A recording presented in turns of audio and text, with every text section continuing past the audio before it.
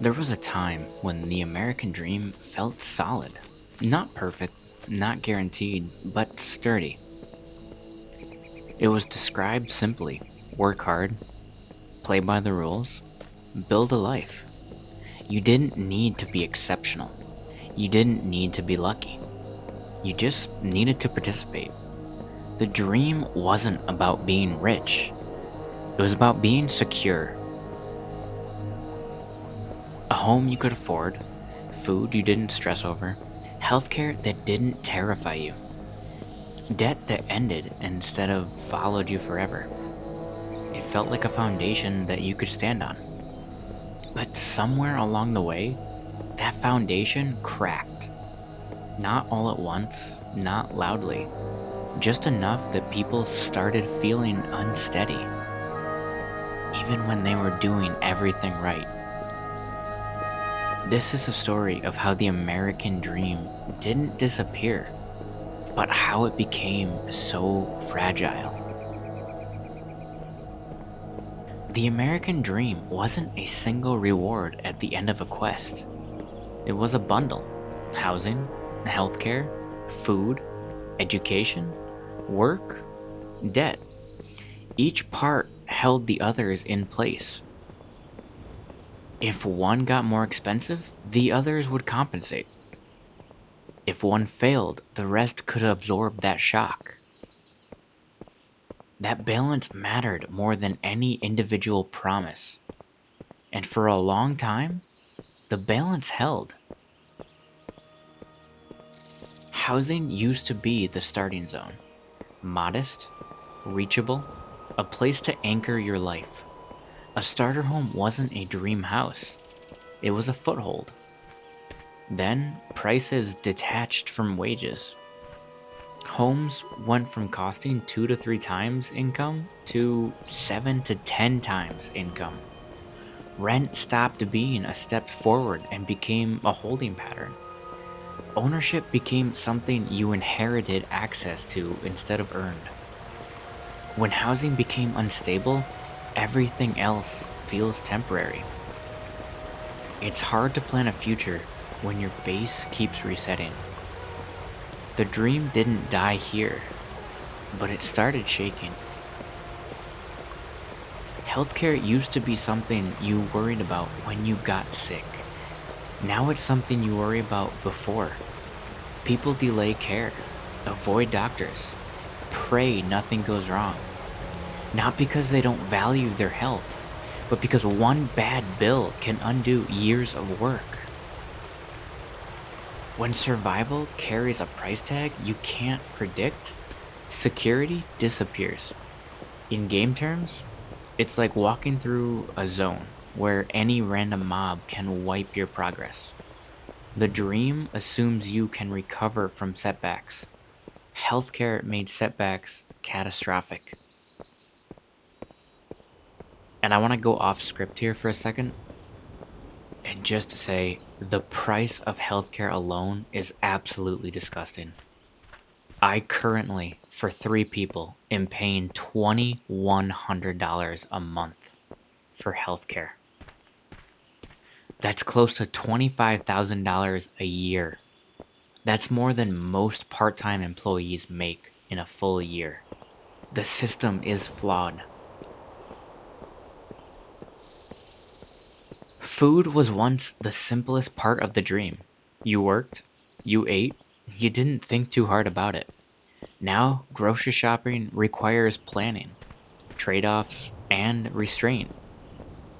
Prices rise, packages shrink, quality drops. Food didn't become rare, it became expensive relative to income.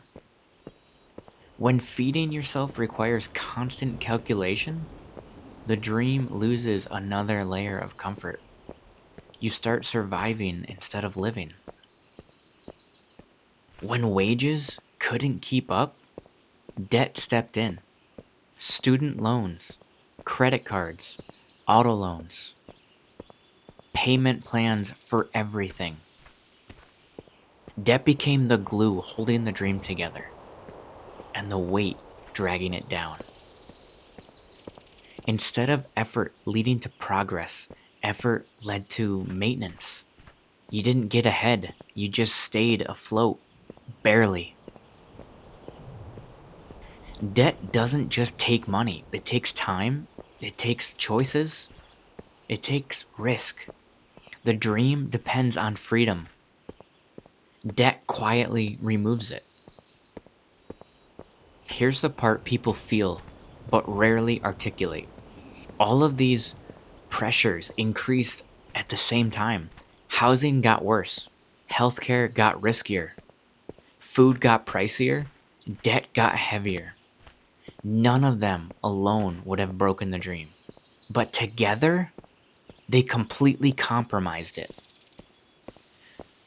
Like a character whose carry weight slowly increased until movement penalties kicked in. You're still alive, still functioning, but slower, far more tired. One mistake now costs too much. That's fragility. When systems break slowly, people internalize the failure. They think, I should have planned better. I should be further along. I must have missed something.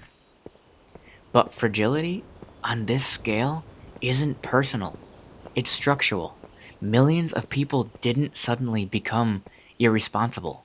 The rules just changed.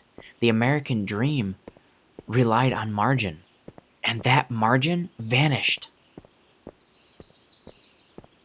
This is where the story turns quiet. When the dream becomes fragile, people stop dreaming. They delay families, they delay moves, they delay risk. But most importantly, they delay joy. Life becomes defensive. Not because people lack ambition, but because ambition feels dangerous. When progress can be undone by one surprise expense, hope feels reckless. Here's the part that history will remember. People didn't give up. People adapted. They questioned old assumptions, rejected broken promises, redefined success, and built parallel paths. Remote work, shared living, side incomes, mutual aid, new values. When the main quest line breaks, players create side quests. This is not failure. This is a form of resilience. The American dream didn't disappear. It was revealed. Revealed to be fragile. Revealed to be conditional. Revealed to need maintenance it never needed before. That's uncomfortable, but also powerful, because once you see the cracks, you can reinforce the structure. Dreams don't die when they're questioned, they die when they're ignored. If the American dream feels brittle in your hands, you're not imagining it. You're holding something that has changed, and fragile things aren't worthless. They're just honest. They force care. They force attention. They force rebuilding. The dream was never supposed to be easy, but it wasn't supposed to be this hard either.